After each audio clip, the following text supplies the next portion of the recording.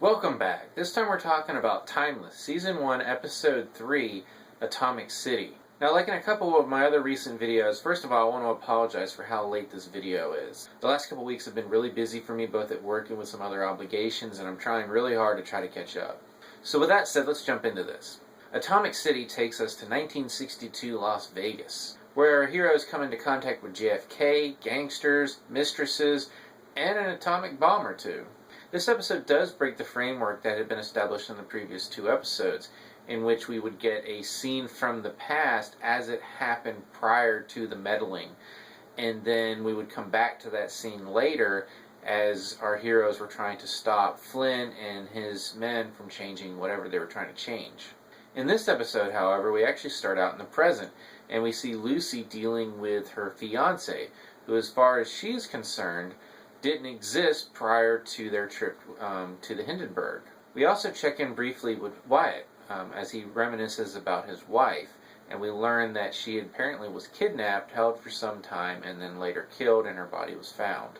Whether or not her killer was ever apprehended, we still don't know. And lastly, we see Rufus with Connor Mason, who has become convinced that Anthony, the scientist who was kidnapped when Flynn stole the time machine, is actually working with Flynn, something that Rufus refuses to believe.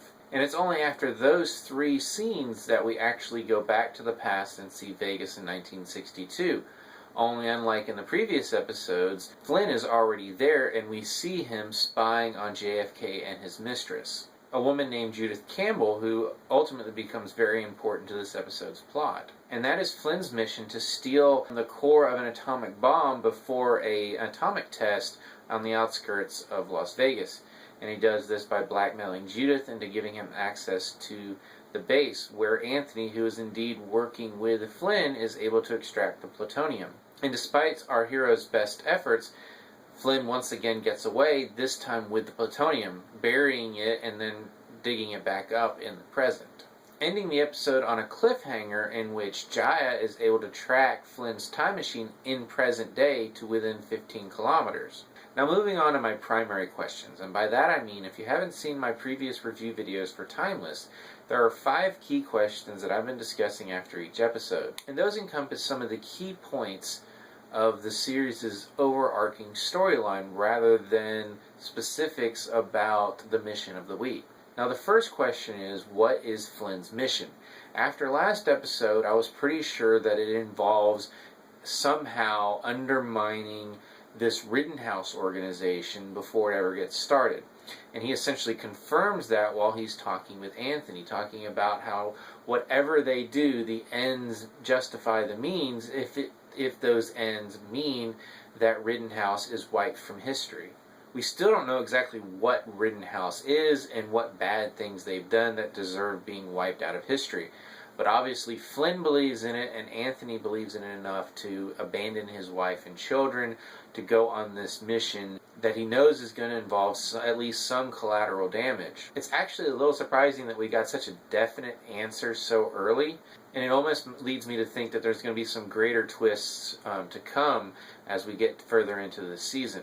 Now the second question is actually one I added last episode, and that is how Flynn knew about the time machine and was able to accomplish his mission so easily.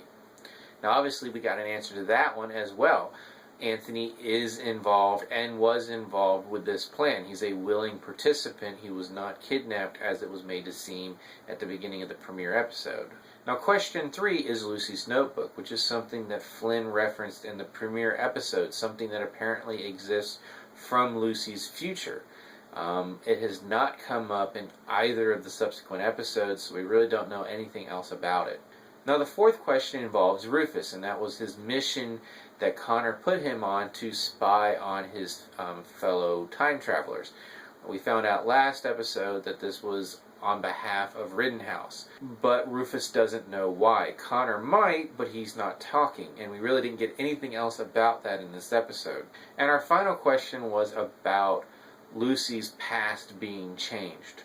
Her sister no longer exists. She now has a fiance. We found out in the second episode that her life was changed mostly because her father met a descendant of a survivor from the Hindenburg, so he never met her mother, thus proving that her father that she grew up with was not her biological father, and her sister was never born because her parents never met. We didn't really get much else into this other than having the awkward scenes of Lucy dealing with her fiance, and at the end moving out and deciding to move back in with her mother. Of course, he is apparently the most understanding fiance and agrees to wait as long as it takes for her to clear up whatever issues that she's dealing with that she obviously can't tell him about.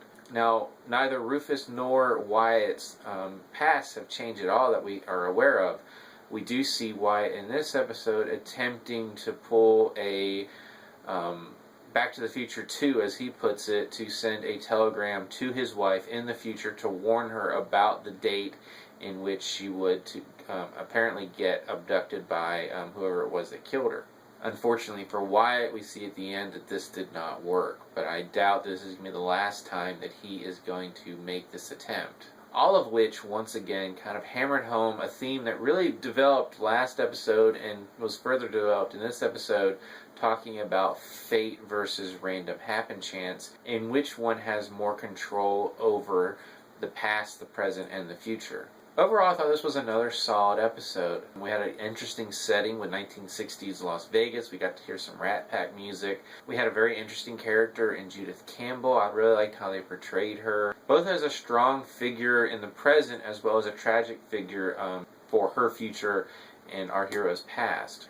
We also got to see some additional development of sort of the team dynamics and sort of the interactions between our characters, especially between Wyatt and Lucy. Whereas in the previous episode it was more about fate and changing the future, in this episode it was more about the mission at hand, where Wyatt really, becoming more and more upset about his inability to affect the past to save his wife, kind of reverting into mission-oriented soldier. And Lucy playing foil to that as protector of both the past as well as the people around them, not willing to risk Judith's life in an attempt to stop Flynn. And we really get to see where their primary missions are indeed different.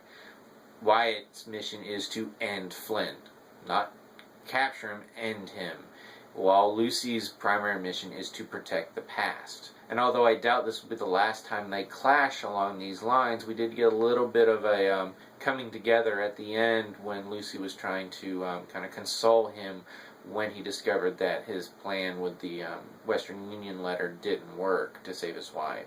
Rufus, on the other hand, he is dealing with the fact that someone he considered a true friend is actually working with the guy that they're trying to stop, and a guy that, as far as he's concerned, trying to essentially wipe out the world as he knows it. This also puts him into conflict with Wyatt on a few occasions, where Rufus is trying to keep Wyatt from killing Anthony.